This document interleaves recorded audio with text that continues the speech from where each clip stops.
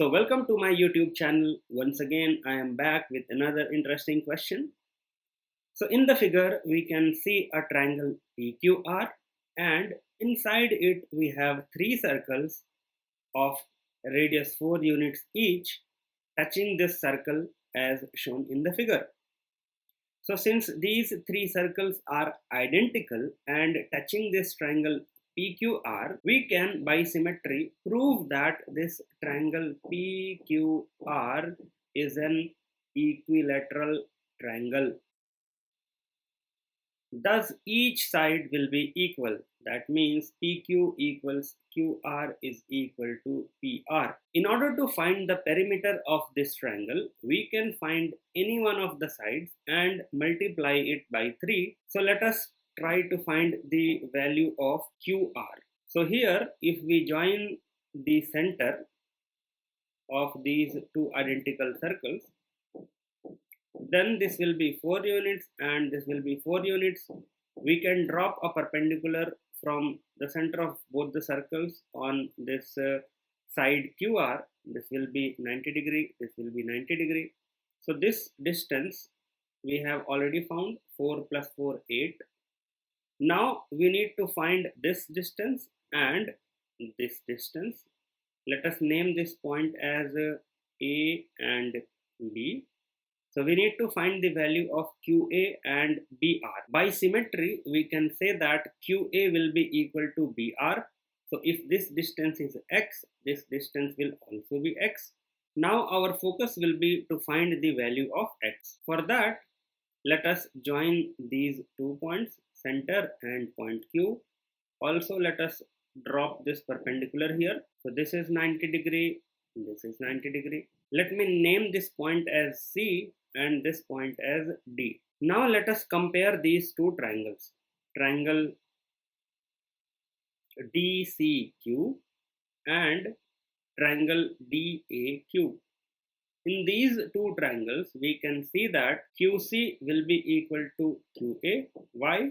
Because it is the property of tangent to a circle. We have learned a theorem that if we have a circle and from outside it we draw two tangents like this, tangent at these 2 points, then these two lengths must be equal. So QC equals QA. Then we can see that this angle C here is 90 degree and here angle A, internal angle A is 90 degree. So we can write angle QCD is equal to angle QAD, that is 90 degree each. Also we see that CD is equal to AD because they are radii of this circle. Thus from here we can prove that these two triangles are congruent by SAS congruency, side angle side congruency. Now since these two triangles are congruent, we can say that this angle must be equal to this angle. So if we see this triangle PQR, angle Q will be 60 degree because it is an equilateral triangle. So this internal angle, half of the angle DQA will be 30 degree. Now let us analyze this triangle. This point is D, this is 90 degree, point A, this is Q, and this angle is 30 degree. DA will be 4 units because this is the radius of the circle, and QA is X. If we apply trigonometry here, then we know that tan of 30 degree will be 4 upon X.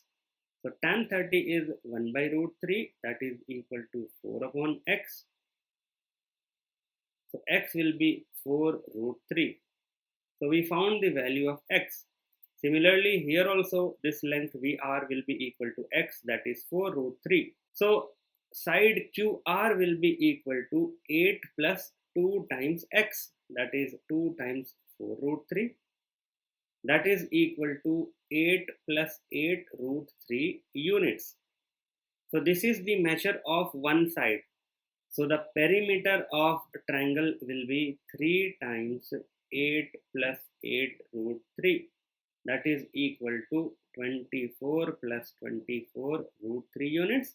And if we simplify this by substituting root 3 equals 1.732, we will get 65.57 units.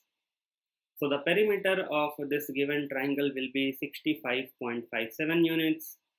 If you want more such videos, do subscribe to my channel. See you in the next video.